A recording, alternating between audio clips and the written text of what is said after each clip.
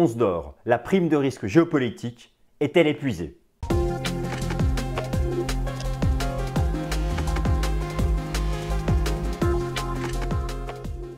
Alors chers amis, bienvenue, je suis ravi de vous retrouver pour la nouvelle édition du Fast and Forex. Nous sommes le mercredi 22 novembre 2023 et je veux poser ce sujet de l'or. Le cours de l'or, rappelez-vous, qui a inscrit un nouveau record historique, alors non pas récemment, mais le jeudi 4 mai dernier. Oui, le cours de l'or, il y a 6 mois, a inscrit à 2080 $ un nouveau record historique.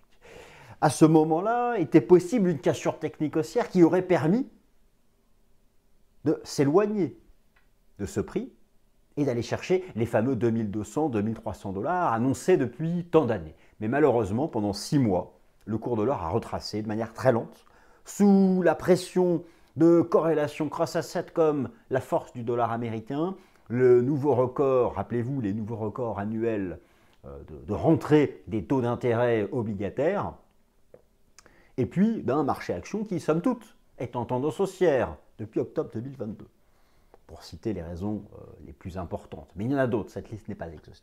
Mais voilà, début octobre est intervenue la fin de ces 6 mois de correction du métal jaune en bourse, d'ailleurs de manière générale de l'ensemble des métaux précieux.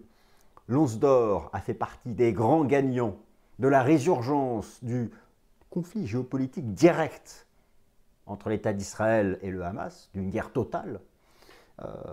C'est le retour, cela a été en tout cas le retour de l'aspect refuge du gold. Alors, c'est ce qu'on appelle la prime de risque géopolitique. Si vous regardez un classement de tous les grands actifs financiers, depuis le point de départ de ce conflit ouvert, pesons nos mots, entre Israël et le Hamas, à partir du vendredi 6, samedi 7 octobre, eh bien, oui, la performance des métaux précieux a été au rendez-vous. D'ailleurs, dans un premier temps, le marché action a été sous pression avant de se rependre fin octobre, mais l'or a rebondi de quasiment 10%. C'est la même chose pour le cours de l'argent métal, donc or XAUUSD et argent XAGUSD, mais aussi le platine, le palladium, beaucoup d'autres métaux précieux un peu plus industriels ont rebondi. Cette prime de risque géopolitique est-elle épuisée? En clair, l'or a rebondi de 1800 $ à 1970-1980 $. Depuis, il retrace un peu. C'est pareil pour le cours de l'argent. Et certains se disent que ça y est, voilà, l'aspect refuge est terminé. Le conflit étant resté au stade actuel, mais ne souhaitons pas qu'il s'élargisse, au stade actuel localisé. Il n'y a pas eu d'embrasement de la région. J'ai fait la semaine dernière un Fast and Forex sur le pétrole, vous montrons que les pays de la région qui pèsent un bon 20% de la production mondiale de pétrole, ont même augmenté leur production, augmenté leur acheminement de pétrole, leur livraison. Donc, il n'y a pas eu d'embrasement de la région. Les flux logistiques sont toujours là. Le marché action, lui, a même rebondi. Et donc, se pose naturellement cette question, est-ce que cette prime de risque géopolitique, pour parler simplement l'aspect refuge du gold, hein, c'est la valeur refuge historique avec un grand H, celle qui existe à la fois de manière physique, ancienne monnaie, longtemps monnaie, puis étalon monétaire, l'or, qui existe encore en lingots, mais qui existe aussi sous la forme de contrats futurs, d'options, d'ETF, de manière financière à 100%, virtuelle. Mais l'or, c'est aussi physique. Les bons vieux lingots, les pièces, etc. C'est ça qui a été activé. Vous savez que ça fait 10 ans que les banques centrales achètent de l'or. 2022 avait vu, en 10 ans, l'année record d'achat d'or par les banques centrales. 2023, ce n'est peut-être pas au niveau de 2022, mais c'est pas loin. D'ailleurs, la Banque centrale de Chine en est à son 12e mois consécutif d'achat d'or. Alors, cet aspect refuge de l'or, cette prime de risque géopolitique, parce qu'il n'y a pas que le conflit entre Israël et le Hamas, il y a d'autres conflits, c'est en train de devenir un soutien de fond, et on a bien conscience que devant nous, il y a une potentialité d'autres conflits, mais ce fait géopolitique, cette prime de risque, en fait, on fait référence à quoi? Lorsqu'on compare le marché action et le marché obligataire, on parle de la prime de risque du marché action. C'est-à-dire, voilà, le rendement des bénéfices des actions comparé au rendement des obligations. Bon, eu égard au fait que les actions sont censées être plus risquées pour le capital que le marché action, on attend un rendement des bénéfices supérieur au rendement obligataire. Bon, l'or, ça rapporte rien. Pas de dividendes, pas de rendement, pas de taux d'intérêt, pas de bénéfice, rien à partager. L'or, c'est un prix qui évolue ou c'est une existence métallique, concrète. Bon. En clair, certains se posent la question de savoir est-ce que ce rebond de 1900 à 2008, à quasiment 2000, l'once d'or, est-ce que, et du fait de la géopolitique, soyons clairs, est-ce que cela est épuisé? Si oui, imaginons, partons du principe que oui, c'est épuisé, à ce moment-là, ce sont les autres fondamentaux classiques de l'or qui vont prendre le relais. Et du coup, quelles seraient les conditions fondamentales pour que l'or, en mettant de côté la prime de risque géopolitique, imaginons qu'elle soit épuisée, ou moins ardente qu'avant, même si, croyez-moi, elle va continuer d'agir, quels sont les autres fondamentaux obligatoires à rassembler pour envisager que l'or non seulement arrive, pas forcément cette année, mais au début d'année prochaine, à rejoindre les 2080 $, son record historique, et puis les dépasser pour enfin faire un vrai nouveau record, c'est-à-dire les 2002, les 2300. C'est ce que nous allons faire dans cette vidéo, et on terminera par une troisième partie avec un point analyse technique sur le XAUSD et le XAGUSD. Once d'or, XAUSD, la prime de risque géopolitique est-elle épuisée, chers amis? Je vous ai fait une introduction vous donnant le plan de manière indirecte, mais pour ceux qui n'ont pas perçu à travers mes mots, qui ont peut-être été maladroits, je vous remets ici tranquillement le plan à l'écrit, donc vous pouvez le regarder, c'est très simple, il y aura 3 parties, et on attaque donc tout de suite la première partie, métaux précieux, l'effet haussier de cette fameuse prime de risque géopolitique, qui sera donc le mot de la semaine, mais tout ça, c'est juste pour faire intelligent, parce qu'au fond, la réalité est bien plus simple, et bien simple à comprendre. Alors tout d'abord, laissez-moi ici vous remettre ce qu'on a pu observer depuis le début du mois d'octobre 2023. Vous avez eu à la fois, donc depuis, vous voyez, depuis le début du mois d'octobre, c'est passé ici, et vous avez donc la performance de l'argent, XAGUSD, de l'or, mais écoutez, on va faire ça directement sur le site, sur la plateforme, ce sera plus simple.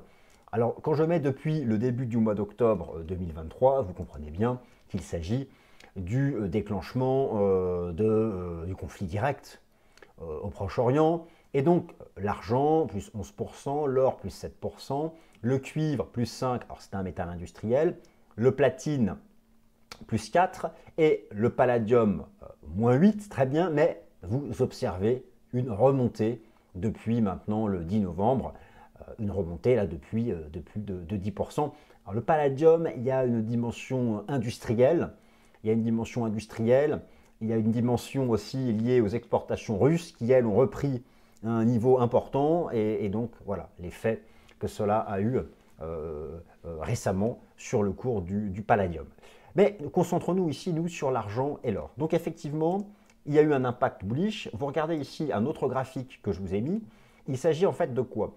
L'évolution de l'or en octobre, à la fois donc l'or coté à Londres et puis ici, SHAUPM, il s'agit de la cotation de l'or à Shanghai. Et donc là aussi, vous avez eu 2 belles remontées. Parce que oui, c'est la chose qu'il faut savoir, c'est qu'effectivement, le plus gros, l'essentiel, le plus gros marché de l'or, c'est celui qui est coté à Londres, qui est coté quand même en dollars, mais qui est coté à Londres. Et puis, la place boursière de Shanghai, elle, même si ça reste quand même assez petit, eu égard à la place de la Chine, notamment dans la consommation physique d'or, eh bien, il est de plus en plus important, et c'est gigantesque, je vais vous montrer quelques chiffres, on compare de plus en plus l'évolution du prix de l'or à Londres et à Shanghai, et il y a parfois donc un spread, un delta entre les deux, mais grosso modo, les deux prix ont monté ensemble. Alors, le contexte, le cours de l'or avait inscrit un nouveau record historique le jeudi 4 mai. Alors, de quoi parlons-nous? Je vous remontre ça immédiatement. Voilà, donc le cours de l'or, ici, on va se remettre en journalier. Voilà. Le cours de l'or avait inscrit un record historique. Alors là, vous voyez un décompte héliotiste, j'y viens tout à l'heure, mais donc voilà, ici, le jeudi 4 mai, nouveau record. Et puis ensuite, pendant 6 mois, une lente correction qui s'est terminée ici, regardez, le vendredi 6, lundi 9 octobre. C'est ça, la prime de risque géopolitique, c'est ça, cette remontada du prix de l'or, eu égard à l'aspect refuge, et donc forcément, on se dit qu'on avait eu une phase d'ici, une impulsion haussière entre début octobre et mi-mai. Ensuite, le retracement, on se dit qu'on a repris la tendance haussière de fond, C'est donc tout l'enjeu. Alors l'idée maintenant, c'est cette prime de risque géopolitique qu'on a eue ici, cette jambe de rebond, est-ce qu'elle peut encore nous ramener à 2080? Et si elle ne peut pas nous ramener à 2080 parce que les tensions géopolitiques se sont calmées, bon, ça, on ne va pas débattre sur ce sujet. Et dans ces cas-là, qu'est-ce qui peut prendre le relais? Qu'est-ce qui peut prendre le relais? Parce que maintenant, le marché, au-dessus des 1920 $, on a ce biais bullish, même si, attention, à court terme, on va retracer, et ça, j'y viens dans la partie analyse technique. Alors, le cours de l'or en bourse XAUSD a donc débuté une reprise haussière puissante sur le support à 1800 $, un niveau qui représente 61,8% de toute la hausse construite entre octobre 2022 et mai 2023. Donc, je vous reprécise ça tout de suite. Mais voilà, ici, en données hebdomadaires, vous avez ici un graphique qui expose les boutiques japonaises hebdomadaires du XAU-USD. Vous aviez eu donc l'impulsion ici entre les 1007 et les 2080. Et là, vous avez eu donc le retracement de 6 mois du fait, entre autres, des tensions haussières sur les taux obligataires. Et on a retracé, je vous ai mis ici un retracement de Fibo, et on a retracé 61,8. D'ailleurs, ce qui est classique pour une vague 2. Hein. Et ça, nous allons voir ça dans la partie sur les vagues d'Elliott. Alors, cette reprise haussière technique a coïncidé avec l'engagement d'une prime de risque géopolitique pour les métaux précieux, du fait du déclenchement de la guerre ouverte totale entre Israël et le Hamas. Définition de la prime de risque géopolitique. Alors là, je vous laisse la lire tout seul. C'est la définition admise, voilà. Mais voilà, moi je vous donne la mienne. En clair, la prime de risque géopolitique consiste pour le gold en l'activation de son aspect refuge historique, avec un grand H, du fait de son existence physique tangible et de son rôle passé multiséculaire de monnaie, puis d'étalon monétaire. Alors, le cours de l'or s'est ainsi apprécié de plus de 8% au mois d'octobre, à la fois sur la place boursière de Londres et sur la place boursière de Shanghai. L'effet d'entraînement a été positif pour les métaux précieux, en particulier le cours de l'argent métal. Maintenant, les conditions fondamentales pour envisager un nouveau record historique de l'or en 2024, et oui, l'année étant bientôt finie, ça me paraît peu probable que cela ait lieu lors des 6 prochaines semaines, mais voilà, en tout cas, moi je pars pour 2024. Alors, la question, elle est là.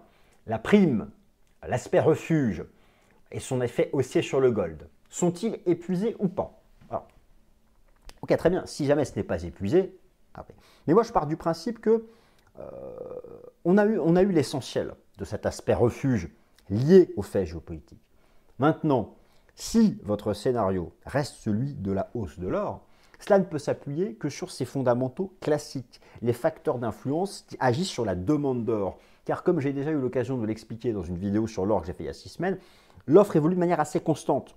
Ce sont vraiment les déterminants des différentes demandes, la demande physique en joaillerie, la demande physique en technologie, la demande financière ou d'investissement, alors c'est celle qui est financière, purement virtuelle, et la demande des banques centrales, c'est ça qui peut permettre, pour que l'or fasse un nouveau record historique, pour que l'or puisse se passer de cette prime de risque géopolitique, pour que l'or puisse monter sans qu'une guerre et que des gens souffrent. Voilà, en gros c'est ça. Hein. Bon, on a besoin des autres facteurs qui sont industriels, qui sont financiers, qui sont liés aux banques centrales. Et où en sont ces 4 facteurs? Eh bien, on peut se dire que oui, ça sent bon, ça commence à sentir plutôt bon pour 2024. Donc c'est ce qu'on va regarder ensemble.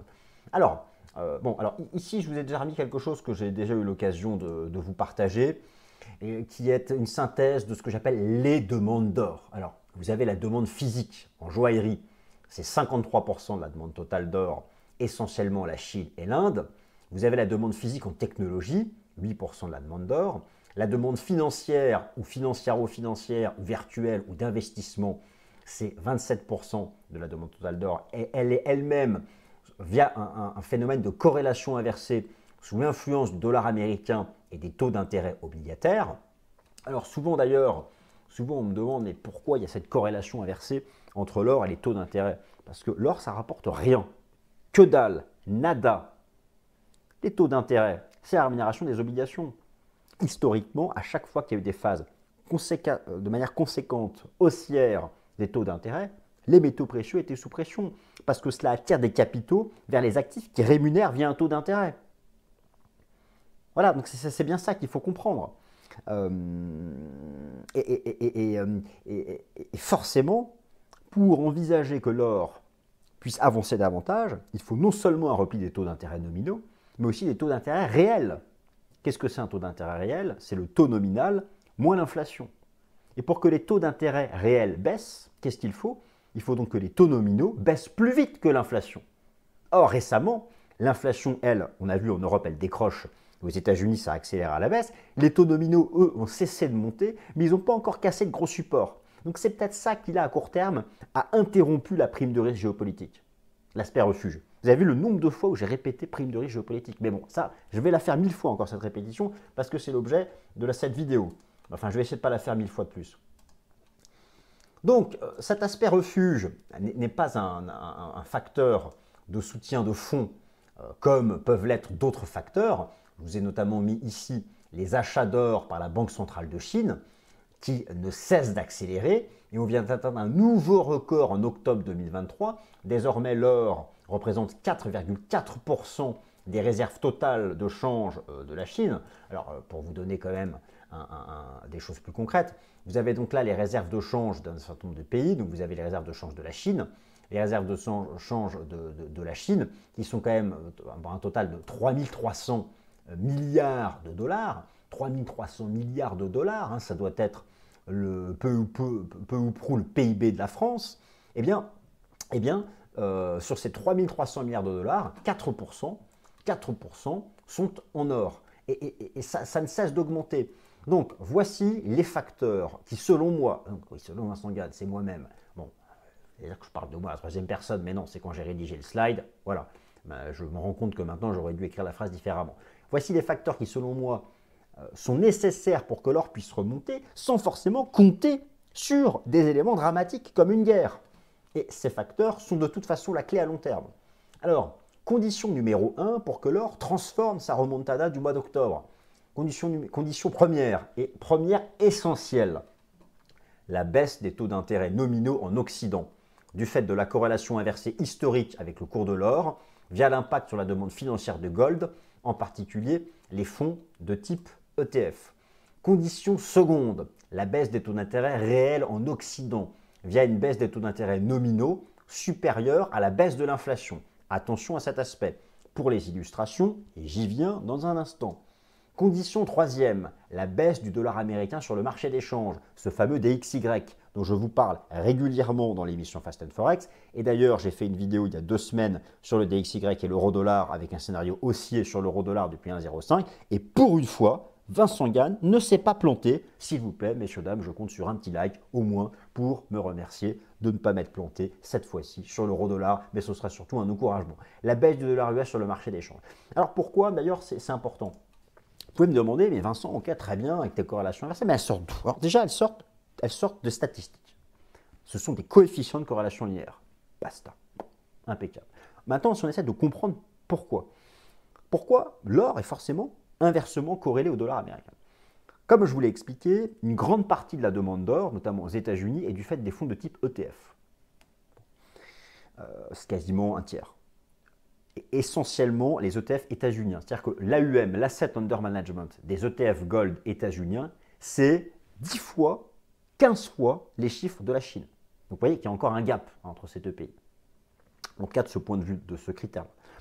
Lorsque vous interrogez les gérants, les asset managers qui investissent sur les ETF Gold, vous interrogez les gérants américains. Vous leur demandez quel est le premier critère d'aller sur l'or. Ils disent, c'est lorsqu'on a une anticipation de baisse du dollar. C'est un hedge, un instrument de couverture. Pour que l'or ait un petit espoir de revoir son record historique à 2080 $, vous devez avoir non seulement une baisse des taux nominaux, des taux réels et du dollar américain. La guerre n'est pas nécessaire. La guerre n'est pas nécessaire.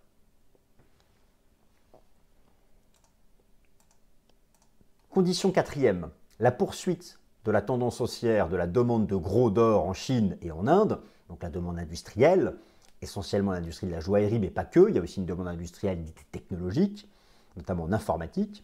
Cette demande physique des 2 géants asiatiques représente 26% de la demande totale de gold chaque année. Alors, ça c'est intéressant, et donc je termine par la condition cinquième, la poursuite des achats d'or par les banques centrales. Alors d'ailleurs, je vous montre quelque chose qui est intéressant. Vous avez ici un tableau qui vous montre la demande d'or au troisième trimestre, et regardez notamment en violet la part des banques centrales depuis 10 ans, vous avez systématiquement, la ligne de 0 est ici, une contribution positive des banques centrales, et avec une nette accélération en 2022, hein, alors peut-être que là aussi, c'est le hedge, vous savez, les banques centrales, elles cherchent des actifs tangibles.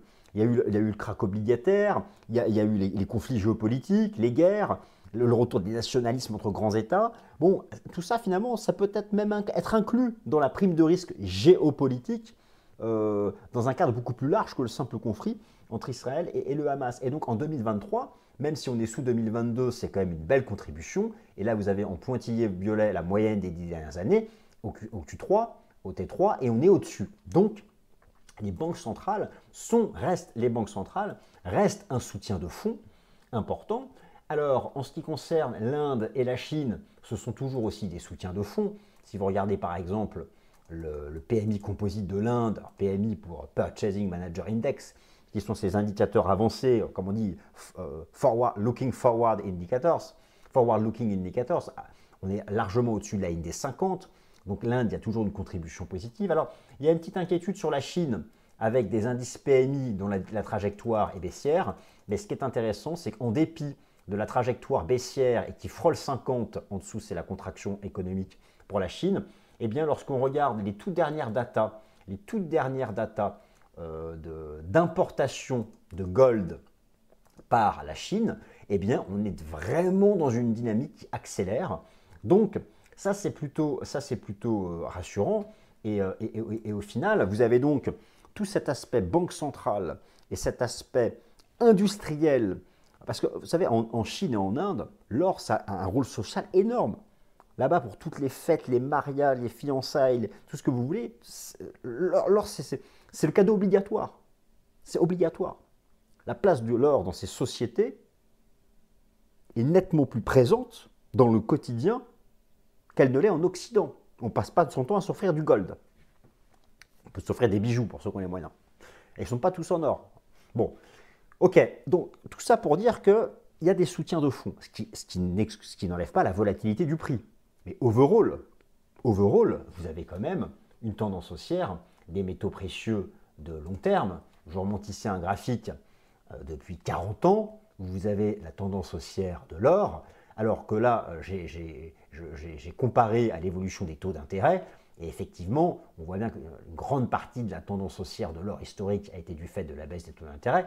Maintenant, il y a eu un rebond des taux d'intérêt pour lutter contre l'inflation qui est venu créer un peu cette phase latérale. Et maintenant, l'idée, c'est qu'avec cette inflation qui a fortement ralenti et avec le pivot des banques centrales envisagé pour l'année prochaine, que les taux d'intérêt du marché commencent à rebaisser pour retrouver de l'élan du gold. Tout ça, c'est des choses qui sont importantes. Pardon, je ne vous montrais pas le bon graphique. Bon, le voilà le graphique, excusez-moi. Bon, j'espère que vous avez vu quand même en partie.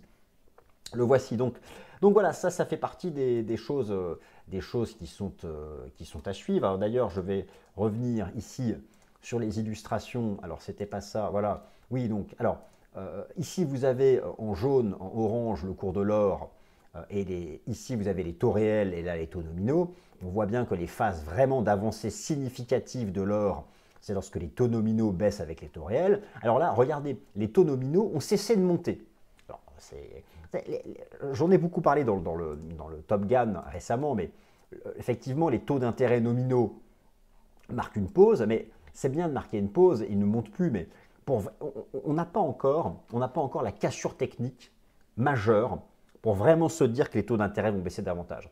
Et moi, je vous renvoie au suivi du taux obligataire américain à 10 ans, et en particulier le seuil des 4,40%, qui était déjà à l'époque, en 2006-2007, la ligne de coût de cette structure en double top. Il faut vraiment emporter ce niveau des 4,40% pour avoir un vrai signal bearish qui, moi, je pense, va intervenir. Et là, derrière, ce sera un vrai soutien pour les métaux précieux. Pareil pour le 2 ans. Mais voilà, pour l'instant, on n'a pas eu encore ces cassures techniques majeures sur les taux d'intérêt. Et pour les taux réels, le problème pour les taux réels, c'est que les taux réels, regardez, ils sont repassés au-dessus de 0, le taux américain à 10 ans réel, le 2 ans et le taux de la Fed réel. Et regardez, le taux de la Fed réel à 10 ans, il est même remonté. Donc c'est ça aussi qui met un peu la pression sur l'or, qui a interrompu la prime de risque géopolitique provisoirement. C'est parce que, regardez en rouge, je vous ai mis les courbes en rouge d'inflation aux États-Unis, en Europe, en Suisse et en Chine. Donc 3,2 aux États-Unis, 2,9 en Europe, 1,7 en Suisse et moins 0,2 en Chine. Les courbes d'inflation sont en chute libre, l'inflation nominale. Alors que les taux nominaux en noir se sont mis à plat, ou effectivement baissent un petit peu, mais moins vite que l'inflation. Donc les taux réels sont encore trop élevés. Donc c'est pour ça que pour que l'or puisse vraiment avancer, il faudrait une cassure majeure sur les taux nominaux, un vrai signal technique baissier sur les taux nominaux pour rattraper la baisse de l'inflation et faire baisser les taux réels. Est-ce que, chers amis, vous m'avez suivi sur cette histoire de taux réels? C'est la clé. Et l'autre clé, c'est bien sûr le dollar américain face à un panier de devises qui, lui, je vous renvoie vers ma vidéo Fast and Forex d'il y a 2 semaines et je vais en refaire une la semaine prochaine, est entré dans cette phase, dans mon scénario d'une ABC, on est reparti dans la vague baissier-C, ça se met en place et là, effectivement, on peut se dire que le dollar, regardez l'euro-dollar qui a vraiment validé mon rebond et mon scénario, ça va être quelque chose, effectivement, un vrai soutien pour permettre à l'or d'essayer de revenir au début 2024 au contact des records historiques. Alors maintenant, on va faire un point technique sur le XAUUSD et le XAGUSD, voir où est-ce qu'ils en sont. Alors, écoutez, moi, on va commencer par l'or. Pourquoi? Parce que dites-vous bien une chose, déjà, effectivement, l'argent XAGUSD est beaucoup plus volatile que l'or. Et puis l'or, c'est le métronome des métaux précieux. Vous n'aurez jamais un signal haussier sur l'argent sans l'avoir sur l'or. Ou si vous avez un signal technique haussier sur l'argent, mais que vous ne l'avez pas sur l'or, c'est que l'argent, c'est un piège technique. Donc, il faut commencer par l'or. Et effectivement, l'or a toujours cette construction technique haussière de long terme. Donc, moi, je vous remonte mon scénario fractal que je vous présente depuis des mois et que j'actualise. On a vu cette vague 1 en 2016, la grande 2 en 2017, 2019, 2020, la grande 3, la grande 4 en ABC. Et là, on est pour moi dans une grande 5, où on a fait donc à l'intérieur de cette vague 5, donc là je parle du cycle héliotiste, fractal, des grands marchés donc en 5 temps, nous serions entrés donc dans cette vague 5, qui est donc la dernière, et à l'intérieur duquel on a fait la 1, alors la 5 se sous-divise en 5 vagues, on a fait la 1 ici de 1700 à 2080, ensuite on a eu la vague 2 en zigzag, donc c'est quelque chose qui est archi classique, une vague corrective en ABC en 3 temps, avec une vague 2 qui retrace 61,8 de la 1, eh bien c'est exactement ce qu'on a eu ici avec ce ratio de retracement, et on serait reparti pour une vague 3, et nous aurions fait la 1 de la 3, et là nous serions dans la 2 de la 3, peut-être en ABC, donc peut-être revenir encore retester les 1920 $ avant de repartir à l'assaut des 2075 $. Ça, c'est une hypothèse que je formule. Et dans ce cas de figure, ce serait la même chose pour l'argent qu'on aurait fait sa 1, sa grande 2. Et là, on serait dans la grande 3. On marque une pause ici autour des 22,50. Et maintenant, pour avoir un signal vraiment bullish sur l'argent, il faudrait être capable de sortir par le haut ici de ce canal et surtout de casser à la hausse les 24,50, d'arriver à casser à la hausse les 24,50, pourquoi? Parce que regardez, c'était la ligne de coup ici de ce superbe double top qui en plus avait été bien validé par une divergence baissière ici de momentum. Donc voilà. Donc moi je me dis que désormais, moi pour l'or, je suis haussier au-dessus des 1920. Je pense qu'on peut peut-être revenir tester le niveau ou en tout cas faire quelque chose de latéral ou une vague 2 en ABC comme ça. Et derrière, repartir, soutenu d'ailleurs par la moyenne mobile à 200 jours, repartir pour aller retester les records historiques. L'argent est beaucoup plus volatile. Le point d'entrée ultime, le point d'entrée vraiment parfait sur le cours de l'argent, ça reste toujours la zone des 20-21. Je doute qu'on y revienne. Sauf vraiment si fait exceptionnel ou volatilité. Mais j'aurais plutôt tendance à croire qu'on va osciller dans cette zone-là avant de tenter de sortir de ce canal. Mais bon, écoutez, ça, je ne suis pas Madame Irma. Et si l'or devait d'abord revenir tester 1920, comme l'argent est plus volatile, je ne sais pas jusqu'à où il pourrait lui-même retracer. Voilà, donc écoutez, c'était quoi le titre de la vidéo? J'ai oublié, non, c'était, je plaisante. la prime de risque de l'or, cette fameuse prime de risque géopolitique, j'aurais répété au moins 15 fois, je pense que c'est un mot que tout le monde connaît par cœur maintenant, est-elle épuisée? Elle l'est probablement à court terme, sauf un conflit qui viendra à dégénérer, mais ce que personne ne souhaite et ce que personne ne veut. Donc il faut se reconcentrer sur les fondamentaux classiques et en particulier sur les taux d'intérêt nominaux. On a besoin d'une cassure technique et sur le dollar. Et seuls ces deux faits peuvent permettre, avec en toile de fond le fameux soutien des banques centrales de la Chine et de l'Inde, permettre de revenir tester les records historiques. J'espère que vous avez passé un beau moment, que cette vidéo vous a intéressé. Merci encore une fois, 1000 fois de votre attention régulière chaque semaine. Et puis à très bientôt, salut.